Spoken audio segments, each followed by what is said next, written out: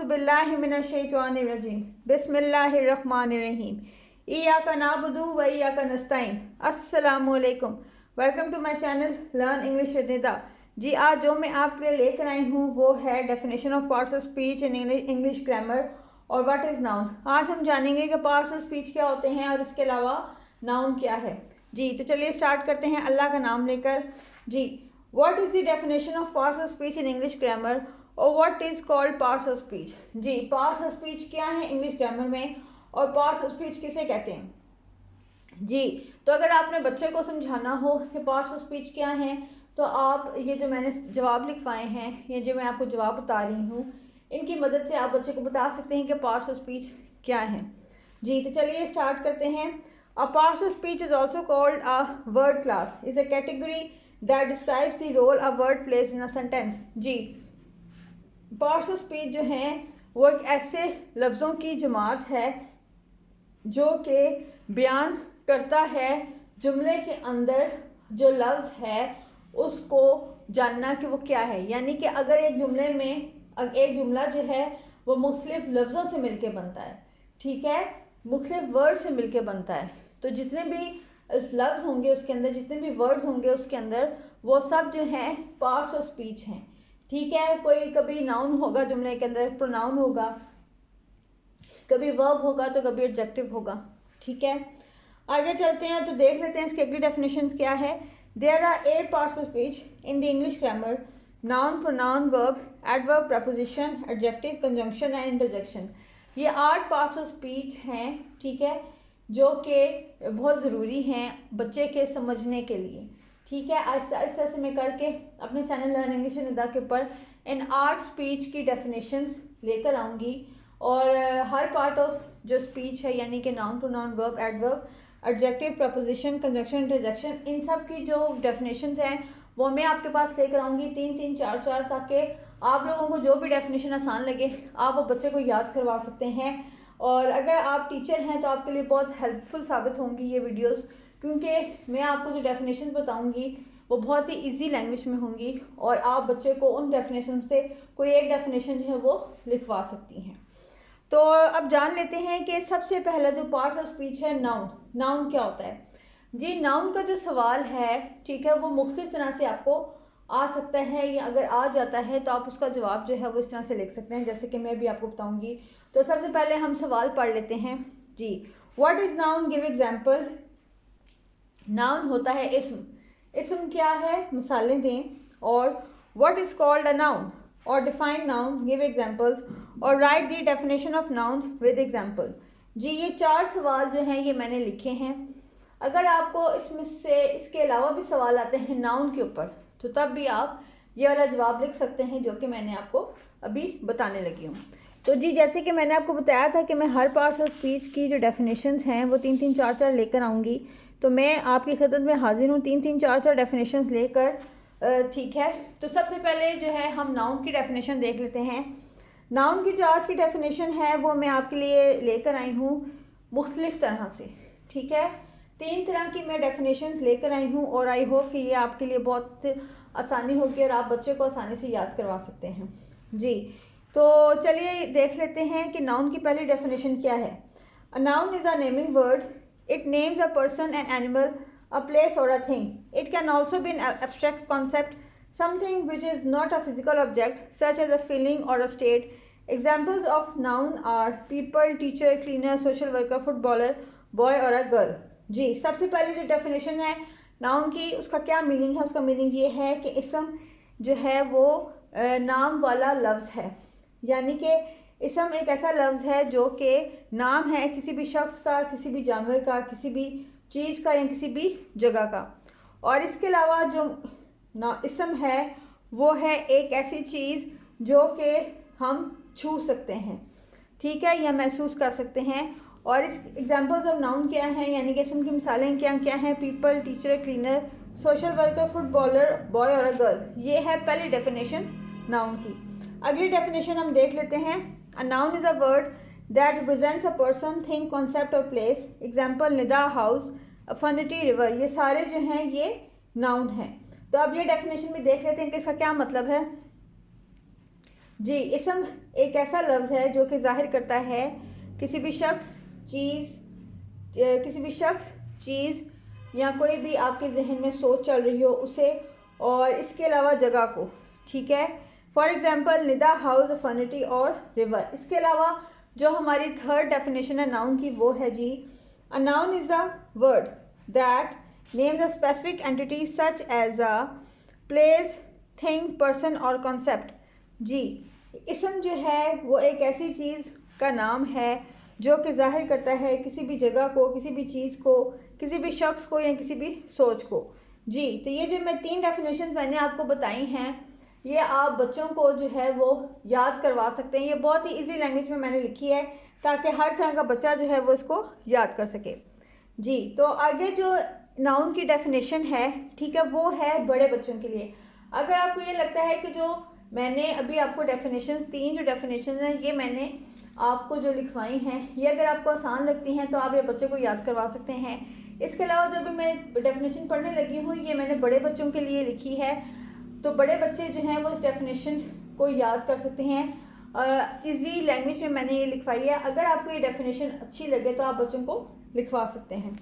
Ji, noun can serve the object, subject, complement, apostrophe s an adjective in a sentence. In other words, words which tells the names of people, places, animal and things are called noun. जी, इसम क्या है? इसम जो है वो subject complement भी होता है और ऑब्जेक्ट कॉम्प्लीमेंट भी होता है, और इसके अलावा अपॉस्ट्रोफी एस भी होता है, एडजेक्टिव भी होता है और सेंटेंस भी होता है, जुमला भी होता है। जी, और इसके अलावा जो इसम है वो होता है किसी भी शख्स, चीज़, जगह का या जानवर का नाम। जी, ऑब्जेक्ट कॉम्प्लीमेंट क्या होता है और सब्जेक्ट कॉम्प्लीमेंट क्या होता है इसके बारे में इंशाल्लाह वीडियो बनाऊंगी और मैं अपने चैनल के ऊपर ही लेकर आऊँगी, लर्न इंग्लिश निदा के ऊपर। तो प्लीज़ आप लोग जो है मेरे चैनल के साथ जुड़े रहिए। तो चलिए आगे देख लेते हैं। वर्कशीट्स में लाई हूँ नाउन की। जी, वर्कशीट्स जो नाउन की हैं ये मैंने बनाई हैं बच्चों के लिए, और ये जो वर्कशीट्स हैं ये हैं 1 2 3 क्लास तक के बच्चों के लिए। ये वर्कशीट जो है मैंने सिर्फ इसलिए बनाई हैं क्योंकि आप जब बच्चे को नाउन की डेफिनेशन समझा लेंगे, बता लेंगे कि नाम, चीज़, जगह या जानवर क्या है, तो फिर आप बच्चे से ये वर्कशीट जो है फिल करा सकते हैं। इससे आपको पूरा यकीन हो जाएगा, इससे आपको पता चल जाएगा कि बच्चे को कितना याद हुआ है, कितनी समझ आई है, कितनी नहीं। तो मैं आपको ये बताना चाहती हूँ कि मैं भी एक टीचर हूँ और जब भी मैं बच्चे को कोई भी डेफिनेशन ख़त्म करवाती हूँ तो मैं लाजमी उसकी वर्कशीट जो है बनाती हूँ और तमाम बच्चों में जो है वो डिस्ट्रीब्यूट करती हूँ, और मैं बच्चों को ये कहती हूँ कि आप मुझे ये फिल करके बताएं, और फिर बच्चे मुझे बताते हैं और इस तरह मुझे पता चल जाता है कि कौन से बच्चे को कितना समझ आई है नाउन के बारे में। अगर आप एक मदर हैं तब भी आप ये वर्कशीट्स हैं बना के बच्चे से ये पूछ सकती हैं कि नाउन क्या है, और अगर बच्चे को समझ नहीं आएगी तो आप बच्चे को समझा भी सकती हैं। जी तो चलिए, सबसे पहले जो है आपने जब बच्चे को बताना है वर्कशीट के ऊपर, जब आप वर्कशीट बच्चे को करवाने लगेंगी तो आपने दोबारा से बच्चे को नाउन की डेफिनेशन जो है वो करवानी है, बतानी है कि नाउन क्या है। जी, a noun is a name of person, place और अ थिंग। जी, इसम क्या है? इसम जो है वो नाम है किसी शख्स का, किसी जगह का और किसी चीज़ का।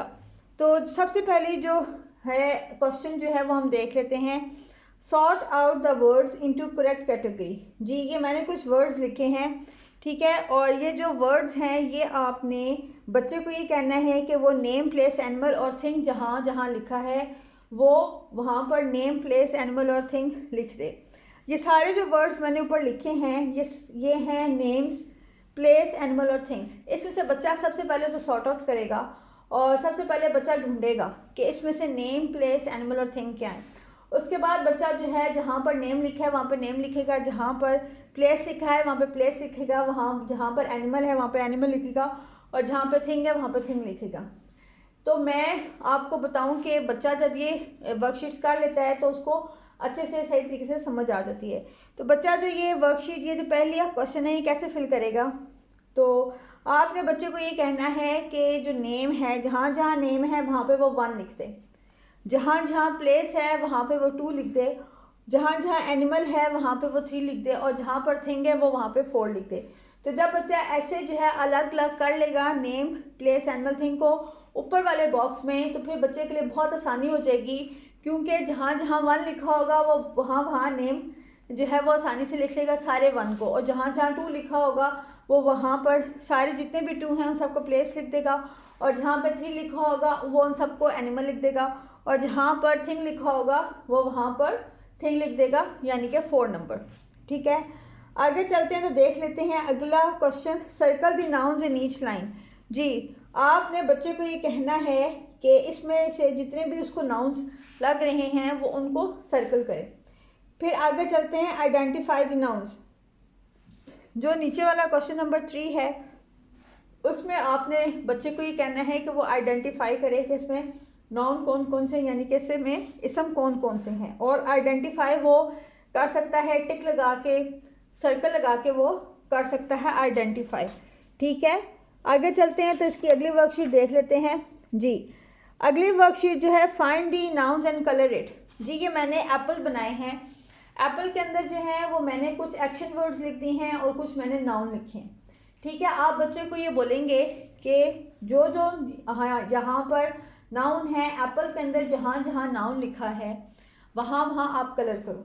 तो बच्चा जब जिस एप्पल के अंदर नाउन लिखा है बच्चा वहाँ पर कलर कर देगा। और आपने ये भी देखना है कि बच्चा जो है एप्पल के अंदर रेड ही कलर करे। जब बच्चा रेड कलर करेगा एप्पल के अंदर तो उसको ये भी पता चलेगा कि एप्पल का कलर रेड होता है, और उसके जहन में ये बात जहन नशीन हो जाएगी। ठीक है, और उसको आहिस्ता आहिस्ता से समझ में आती जाएगी। जी, तो चलिए आगे चलते हैं। सर्कल दी नाउन्स। जी, ये मैंने कुछ वर्ड्स लिखे हैं। ठीक है, फॉर एग्जाम्पल ये आपको वर्ड सारे नज़र आ रहे होंगे। जी, सबसे पहले है ब्रदर, फिर है जी गार्डन, फिर है फास्ट, फिर है टेबल, फिर है रेड, फिर है run, piano, sad, sing, cloud, chairs, green, pizza, bring, yellow, flowers, Sarah, friend, colour, car और बट। जी, इसमें जो बच्चे ने जो है वो सिर्फ नाउन्स को जो है सर्कल करना है। इसमें मैंने जो है वो कुछ इंटरजेक्शन लिखे हैं, और इसके अलावा जो है मैंने कंजक्शंस भी इसमें ऐड किए हैं। दैन उसके बाद मैंने इसमें जो वर्ड्स हैं वो लिखे हैं, एक्शन वर्ड्स भी लिखे हैं। बच्चे को आपने सिर्फ इतना कहना है कि आप इसमें से नाउन जो है वो सर्कल करें, तो बच्चा खुद ब खुद इन वर्ड्स में से नाउन को सर्कल करेगा। फिर उसके बाद आगे चलते हैं, choose a noun from the box to complete the sentence below. जी, तो ये मैंने कुछ सेंटेंसेस लिखे हैं, ऊपर बॉक्स में जो है वो मैंने कुछ नाउन्स लिख दिए हैं। ठीक है, आपने बच्चों को ऐसे ही जो है वो प्रैक्टिस के लिए ऐसे ही आपने उसको टेबल बना के देना है, ऊपर आपने कुछ वर्ड्स लिख देना है, यानी कि कुछ आप नाउन लिख दें, और फिर आप सेंटेंसेस बनाएं इन जो बॉक्स में आपने वर्ड्स लिखे हैं इनके हिसाब से। जैसे कि मैंने सेंटेंसेस बनाए हैं, सबसे पहले तो I read a dash every day. जी, इसमें आ जाएगा I read a book every day. ठीक है, my dad has a fast red car. ठीक है, this dash is small, this table is small, the dash has many leaves, the tree has many leaves, I plays a piano, my dash barks very loudly dog, there is a monkey swinging in a tree, my dash is big या my chair is big. आपने बच्चे को जो है वो कहना है कि वो इन ब्लैंक्स के अंदर जो है जो ऊपर लफ्ज़ लिखे हुए हैं उनमें से कोई वर्ड ले और वो इसके अंदर लिख दे जो करेक्ट वर्ड है। ठीक, तो फिर वही बात आ जाती है जैसे कि मैंने आपको पहले समझाया था, जैसे कि मैंने आपको पहला सवाल समझाया था।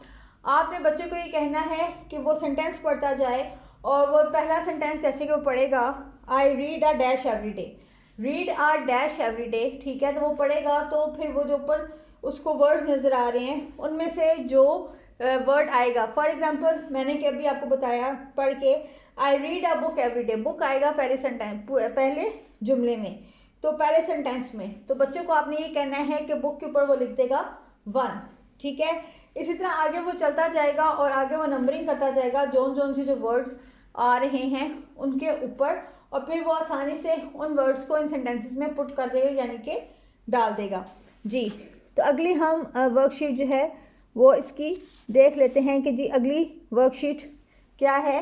अगली वर्कशीट जो है वो ये है कि मैंने वो वर्कशीट जो थी वो मैंने बना के दी थी, उसमें मैंने बच्चे से पूछा था दोबारा से कि नाउन क्या है, what is a noun, give example. ठीक है, तो बच्चे ने मुझे जो है वो लिख के डेफिनेशन बता दी थी। कि नाउन क्या है, और इसके बाद मुझे पूरा क्लियर हो गया था कि बच्चे को अच्छे से समझ में आ गया है कि नाउन क्या है। ठीक है, और एक बात आप हमेशा याद रखें कि आप कभी भी इस चीज़ में जल्दी ना करें कि बच्चा जो है वो सीख ले बहुत जल्दी, क्योंकि कई बच्चे ऐसे होते हैं जो कि जल्दी जल्दी से नहीं सीखते हैं। कुछ बच्चे जो होते हैं वो बहुत स्लो होते हैं, तो वो आहिस्ता आहिस्ता से सीखेंगे। अगर कोई आहिस्ता चलने वाला बच्चा यानी कि स्लो चलने वाला बच्चा जो है वो नाउन की डेफिनेशन को आपको जो है वो थोड़ी देर से याद करके देता है, तो आपको परेशान होने की ज़रूरत नहीं है। आप उसको जो है वो आहिस्ता आहिस्ता करके समझाएं ताकि वो अच्छे से इसको सीख ले। तो आई होप कि ये जो मैंने वीडियो बनाई है नाउन के ऊपर, ये आपको अच्छी लगी होगी, पसंद आई होगी, और आप मेरे चैनल लर्निंग इंग्लिश को ना सिर्फ लाइक करेंगे, सब्सक्राइब करेंगे, बल्कि शेयर भी करेंगे। Thank you so much.